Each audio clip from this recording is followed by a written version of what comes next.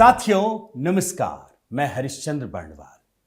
आज आंध्र प्रदेश की ऐसी कहानी जो सारे सर्वे फेल कर देने वाली है, सारे आंकड़े ध्वस्त कर देने वाली है। जो सर्वे के नाम पर फर्जीवाड़ा करते हैं उसकी असलियत मैं आपको दिखाने वाला हूं, और वो भी दोस्तों सबूतों के साथ। अभी हाल ही में मूड ऑफ द नेशन का सर्वे आया है जिसमें बताया गया है कि आंध्र प्रदेश में टीडीपी को 17 सीटें मिलेंगी और वाईएसआरसीपी को 8 सीटें मिलेंगी और भारतीय जनता पार्टी को 0, खाता भी नहीं खुलेगा। मगर मजा देखिए दोस्तों कि जो चंद्रबाबू नायडू प्रचंड जीत हासिल कर रहे हैं वो ही भाजपा से गठबंधन करने के लिए लालायित हैं और देर रात अमित शाह से मिलने के लिए पहुंच जाते हैं। वहीं दूसरी तरफ देखिए तो राज्य के मुख्यमंत्री जगन रेड्डी अगले ही दिन सीधे प्रधानमंत्री मोदी के पास पहुंच जाते हैं मिलने के लिए। अब सवाल तो यह है कि जब भारतीय जनता पार्टी 0 पर है तो आंध्र प्रदेश की दोनों पार्टियां भाजपा से गठबंधन क्यों चाहती है और भाजपा के दोनों हाथों में लड्डू क्यों है?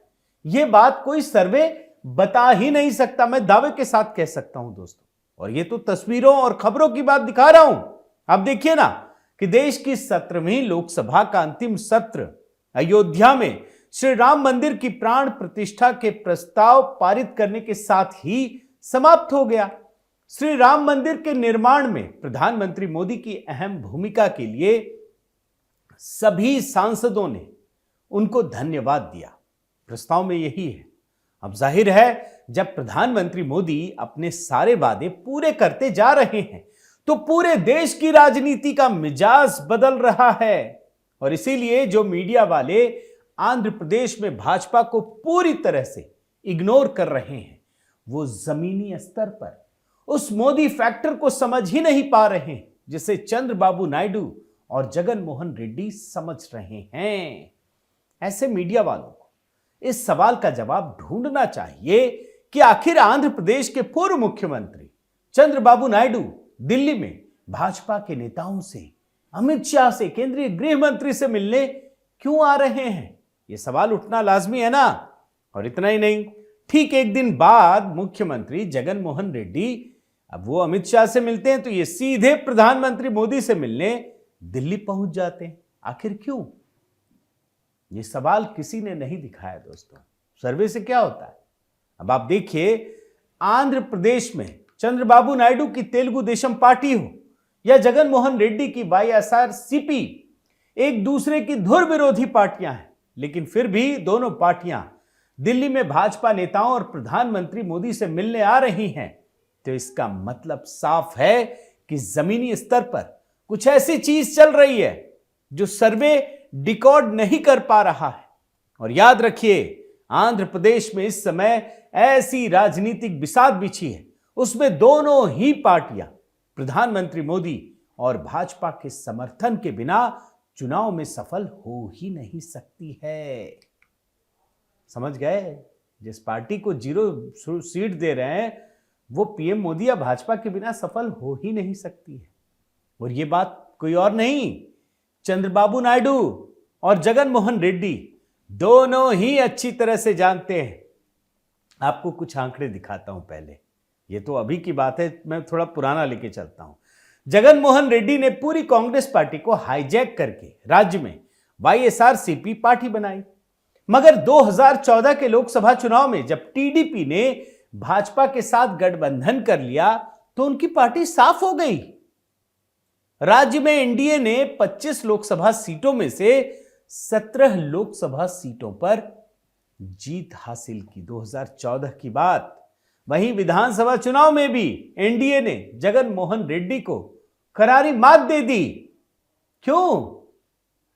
चंद्रबाबू नायडू, आप ये समझिए, भाजपा के साथ गठबंधन में आए तो विभाजन के बाद आंध्र प्रदेश के पहले मुख्यमंत्री बने। लेकिन उसके बाद क्या हुआ? चंद्रबाबू नायडू ने 2018 में उनका प्रधानमंत्री बनने का सपना जग उठा और एनडीए को छोड़ दिया। और चंद्रबाबू नायडू भी प्रधानमंत्री बनने का वैसा ही सपना देखते थे जैसा कि महाराष्ट्र के दिग्गज नेता शरद पवार हो, बिहार के सुशासन बाबू नीतीश कुमार देखा करते थे। और 2018 में चंद्रबाबू ने यह आरोप लगाया कि प्रधानमंत्री मोदी आंध्र प्रदेश के साथ अन्याय कर रहे हैं। कुछ तो कहना पड़ेगा ना, सपना कुछ और था, कह कुछ और रहे थे। और 2019 के लोकसभा चुनाव में भाजपा और प्रधानमंत्री मोदी को हराने के लिए एक वैसा ही गठबंधन खड़ा कर दिया, कोशिश की, जैसा इस लोकसभा चुनाव के पहले इंडिया अलायंस बना है। ये चंद्रबाबू नायडू की बात बता रहा हूं। लेकिन देखिए, 2019 के चुनाव में चंद्रबाबू नायडू को अकेले चुनाव लड़ना भारी पड़ गया। भाजपा से अलग होते ही चंद्रबाबू नायडू को जगन मोहन रेड्डी ने करारी शिकस्त दे दी। जगन मोहन रेड्डी ने आंध्र प्रदेश को स्पेशल राज्य का दर्जा दिलाने का भी वादा किया था। अब भाजपा से अलग होते ही दोस्तों टीडीपी के खिलाफ राज्य में जगन की आंधी चली। हट गए तो क्या होगा? अब इस आंधी में चंद्रबाबू नायडू को मुख्यमंत्री की गद्दी से बेदखल होना पड़ा। और क्या कुछ हुआ ये पूरा इतिहास में दर्ज है दोस्तों। 2019 में जगन मोहन रेड्डी मुख्यमंत्री तो बन गए, लेकिन 5 साल बाद आज 2024 में उनकी सरकार एंटी इनकम्बेंसी की लहर में फंस गई है। उन्होंने राज्य में जिस स्पेशल राज्य के दर्जे का वादा करके चंद्रबाबू नायडू को हराया था, वो वादा आज तक पूरा नहीं हो सका है। अब देखिए, एक तरफ मोदी जी के लिए प्रो इनकम्बेंसी और जगन मोहन रेड्डी के लिए एंटी इनकम्बेंसी, दूसरी तरफ चंद्रबाबू नायडू एनडीए में फिर से शामिल होने की तैयारी कर रहे हैं। वो कह चुके हैं कि 2018 में एनडीए छोड़कर उन्होंने बहुत बड़ी गलती की थी। अब जगन मोहन रेड्डी को हराने के लिए चंद्रबाबू नायडू अपनी गलती को सुधारने में लगे हैं और इसीलिए वो दिल्ली पहुंचकर अमित शाह से मुलाकात कर रहे हैं ताकि एक बार फिर एनडीए में शामिल हो सकें। यही मंशा है दोस्तों, क्योंकि चंद्रबाबू नायडू जानते हैं कि राज्य में जगन मोहन रेड्डी को हराने के लिए टीडीपी और जनसेना पार्टी के गठबंधन को प्रधानमंत्री मोदी के साथ के बिना नहीं हराया जा सकता है। यह वो बहुत अच्छी तरह से जान चुके हैं। एक तरफ जगन मोहन रेड्डी को चुनौती देने के लिए चंद्रबाबू नायडू बिसात बिछा रहे हैं, तो दूसरी तरफ जगन मोहन रेड्डी की बहन, एक तीसरा पक्ष आपको दिखा रहा हूं, वाईएस शर्मिला की पार्टी का कांग्रेस में विलय हो जाने से घर के अंदर से ही जगन मोहन रेड्डी को राजनीतिक खतरा बढ़ता हुआ दिख रहा है दोस्तों। आप देख रहे हैं अब क्या हो गया है कि दो तो हैं ही, जगन मोहन रेड्डी और तेलुगु देशम पार्टी, तीसरी इनकी बहन शर्मिला कांग्रेस में अपनी पार्टी का विलय कर चुकी हैं, कांग्रेस की हेड बन गई है वहां। ऐसे में जब कांग्रेस, तेलुगु देशम और जनसेना पार्टी जगन मोहन रेड्डी के वोटों में बिखराव ला सकते हैं, तो सिर्फ प्रधानमंत्री मोदी का समर्थन ही ऐसी किसी भी पार्टी के बल की पक्ष में हवा के रुख को बदल सकता है। कुछ भी हो सकता है। और यह भी याद रखिए कि नरसिम्हा राव को भारत रत्न देने का असर भी तेलंगाना के साथ साथ आंध्र प्रदेश के चुनाव में एकदम दिखेगा, पता चलेगा।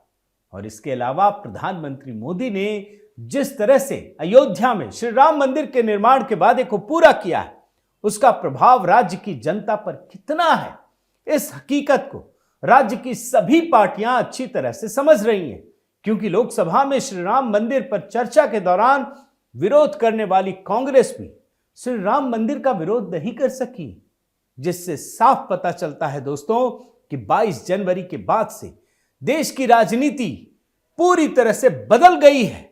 तो कुल मिलाकर साथियों, देश में अलग अलग राज्यों और भाषाओं के आधार पर भारत की सांस्कृतिक और वैचारिक एकता को खंडित करने वाली पार्टियों को अब समझ में आ चुका है कि तमिलनाडु हो या उत्तर प्रदेश, केरल हो या जम्मू कश्मीर या फिर आंध्र प्रदेश हो या पंजाब, सभी राज्यों को एकता की डोर में अयोध्या में स्थापित श्री राम का मंदिर बांधता है, उन्हें जोड़ता है। इस अदृश्य डोर के आकर्षण को आज हर राजनीतिक दल समझ रहे हैं।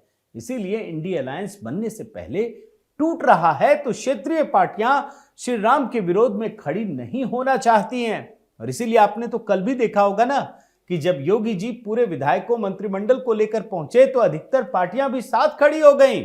केजरीवाल भी अयोध्या आ रहे हैं, तो इसका मतलब भी यही है।